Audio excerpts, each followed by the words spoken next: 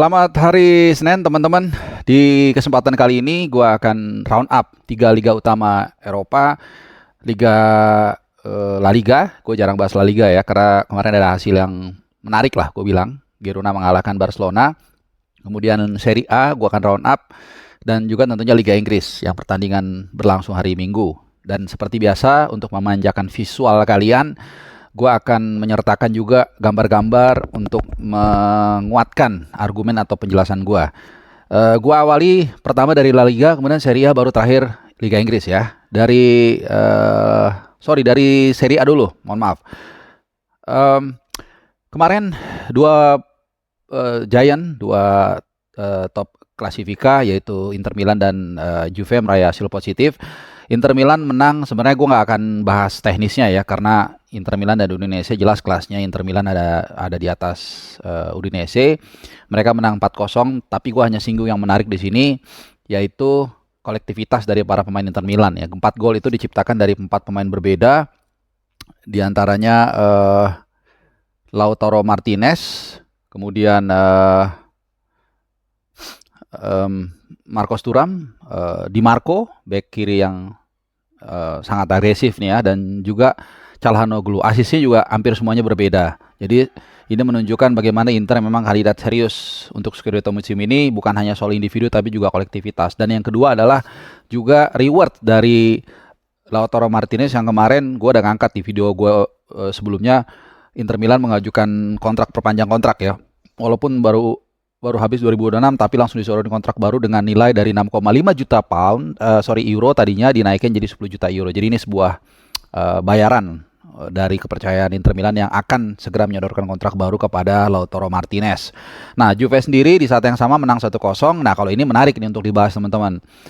Sebenarnya pertandingan ini dibilang layak seri juga seri, dibilang layak Juve menang juga layak. Kenapa? Karena kedua tim bermain sangat terbuka, banyak kesempatan yang diperoleh dari Juve maupun Napoli, terutama ada 2 kesempatan emas ya. Salah satunya ketika ada serangan balik dari Napoli, dari Osimhen ke kanan, kemudian kirim ke Kvaratskhelia, tapi udah one on one masih juga gagal. Kemudian juga ada yang kena tiang. Jadi ada mungkin 3-4 golden chance yang didapatkan Napoli tapi nggak jadi gol. Demikian juga Juve sebenarnya juga banyak. Dari Vlahovic juga ada, rebound dari McKennie juga masih mampu dihalau sama kiper Napoli. Tapi memang ya 1 gol membedakan. Gol dari Gatti ini gol yang sangat bagus banget. Pressing tandukannya juga keren. Jadi musim ini gue lihat akan menjadi two horses racing between Inter Milan dan juga Juventus. Milan sendiri kedodoran di hari sebelumnya, mereka kalah secara menyakitkan dari Atalanta dengan skor 3-2 melalui gol Muriel kalau nggak salah. Ya, Muriel di menit terakhir lah, dengan back heel yang bagus banget gitu ya. Dan memang Milan nggak bisa dibohongin, selain skuadnya memang pas-pasan dan juga masih banyak yang cedera musim ini dan juga sibuk di Liga Champions. Satu lagi Roma. Nah, ini dia pasti banyak yang nunggu. Roma kemarin oke, ini hasil yang menurut gua sangat disayangkan. Walaupun dengan hasil 1-1 ini Roma masih ada tetap di 4 besar, tapi sebenarnya kemarin Roma harusnya bisa menang ya, karena ada turning point. Zalewski berulah ya, ini membuat akhirnya mengubah jalannya pertandingan. Dan lebih parah lagi di menit terakhir ya, setelah itu kemudian kebobolan, dan di menit terakhir Lukaku entah kenapa melancarkan tackle yang horor, yang emang itu layak kartu merah.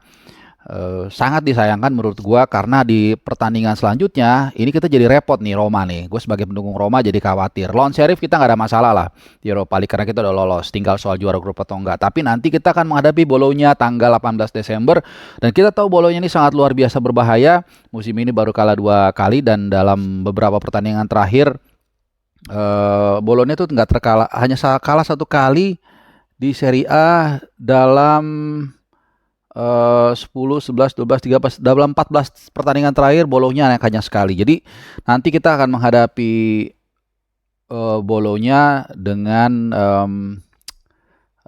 tanpa kehadiran Lukaku dan Zalewski ya, karena kartu kuning Zalewski itu 2 kartu kuning, berarti 2 pertandingan. Lukaku kalau nggak ada perubahan 3 pertandingan. Jadi absen Lukaku tuh absen lawan Bologna, lawan Napoli, dan juga lawan Juventus sampai akhir musim. Nanti gua akan share jadwalnya mungkin biar lo ada gambaran. Jadi ini berat. Jadi bukan hanya kita soal seri lawan Fiorentina 1-1, tapi juga ke depannya 3 pertandingan seri 2 sampai 3 pertandingan berat ke depan ya, kita lawan Bologna, sekali lagi lawan Napoli dan juga lawan Juventus tanpa Zalewski, dan juga sampai Juventus juga tanpa Lukaku. Ya, ini satu tindakan yang sangat ceroboh dan Mourinho pasti marah ya. Ya, itu dari Serie A.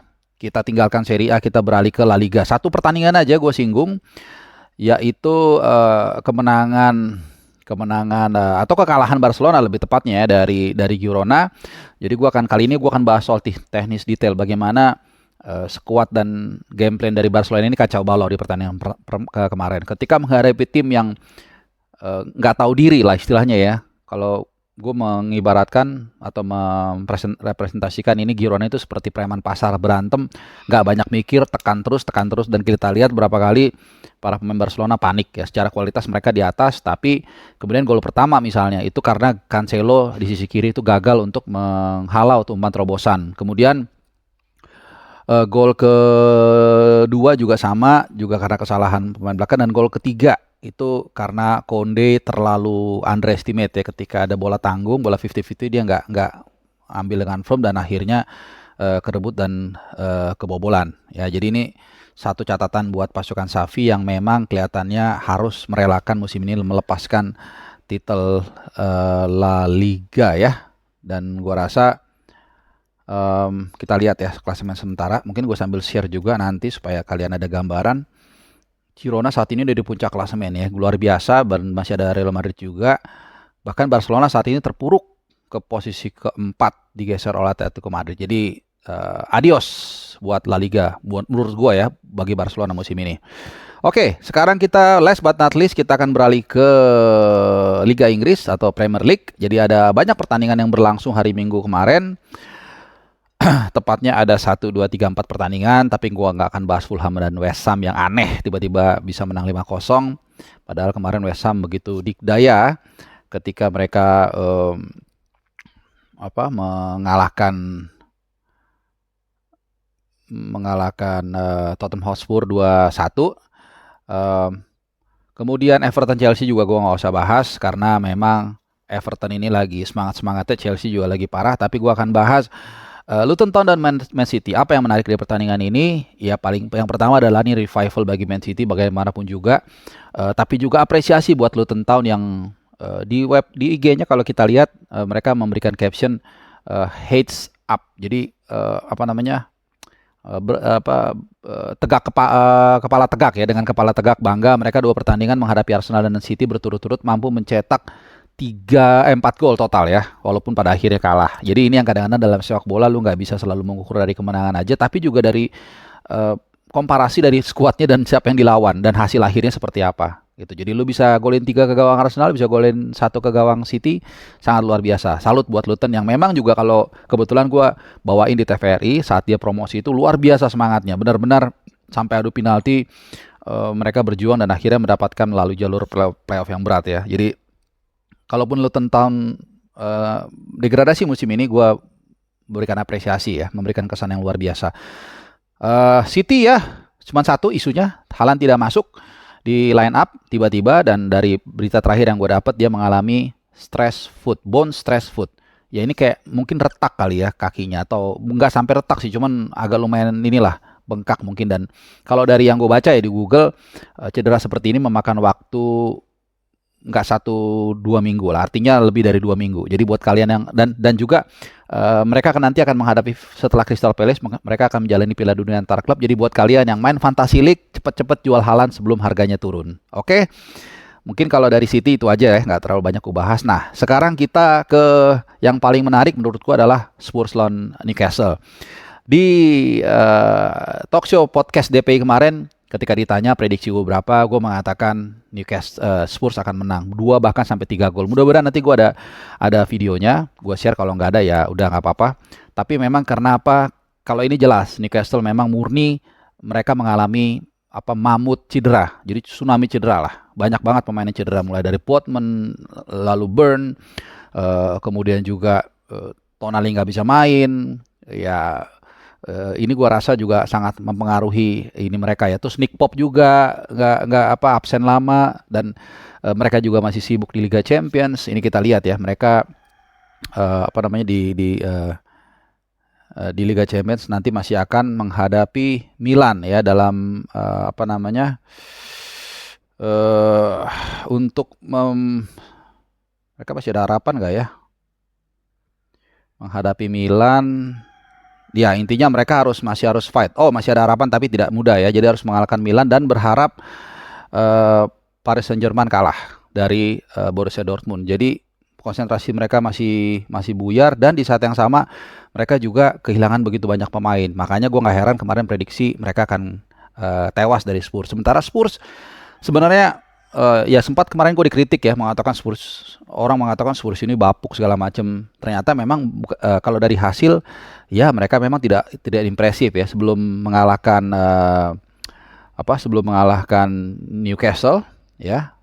Mereka 5 pertandingan tanpa kemenangan. Tapi kalau kita lihat cara main mereka, itu sebenarnya mereka bagus ya. Kemudian lawan-lawannya juga nggak mudah. Ya mereka kalah seri dari City, kalah dari Aston Villa yang kita lihat lagi kuat, dan juga dari West Ham yang gue bilang kemarin yang tadi itu anomali. Jadi memang Spurs layak menang, dan Newcastle ini yang menarik, benar-benar mereka nggak punya pemain lagi. Eddie Howe pusing. Kenapa? 5 pertandingan berturut-turut teman-teman. 5 pertandingan berturut-turut mereka tampil dengan outfield yang sama, 10 pemain yang sama, kecuali kiper ya, karena Nick Pop sempat cedera dan akhirnya diganti Dubravka. Tapi sisanya dalam 5 pertandingan itu mereka bermain dengan pemain yang sama. Jadi bisa dibayangkan lelahnya mereka, dan bukan tidak mungkin nanti lawan Milan di tengah minggu mereka juga akan memainkan yang sama. Trippier, Scar Lascelles, kemudian di kirinya siapa ya? Gue lupa. Kemudian di tengahnya Joe Linton, kemudian Guimares, lalu Livramento di kiri, gue lupa. Ini juga Livramento pilihan kedua sebenarnya, dan aslinya bek kanan. Kemudian juga Meili, ini juga masih jauh levelnya, dan di depan mereka tidak berubah. Almiron di kanan yang finishingnya juga sangat so-so banget ya. Terus juga Isak dan juga Gordon sebenarnya bagus, tapi dengan keadaan seperti ini dia juga ke drag down ke bawah ya. Jadi sekali lagi kalau untuk posisi klasemen, gue rasa tetap Liverpool nyaman di puncak klasemen, tapi ya nggak nyaman-nyaman banget karena Arsenal dan Aston Villa mengintip dengan poin selisih 1 dan juga 2. Jadi I think it's all about Liverpool dan Arsenal musim ini. Walaupun hati kecil gue sih mengatakan kayaknya musim ini punya Liverpool kalau kita bicara Liga Inggris. Oke, itu run up gue, cepet banget gue ngomongnya karena gue berharap bisa mengcover teman-teman yang fans dari mulai La Liga, Barcelona, ya Madrid gue nggak singgung karena domain kemarin. Kemudian juga Serie A gue bahas tim-tim besar termasuk Inter Milan dan juga Juve dan Roma, dan juga tentu Liga Inggris yang bermain hari Minggu. Terima kasih, semoga penjelasan gue tadi, pemaparan gue tadi memberikan hints buat kalian. Jangan lupa subscribe yang belum, share, like, dan komen. Terima kasih dan sehat selalu untuk kalian.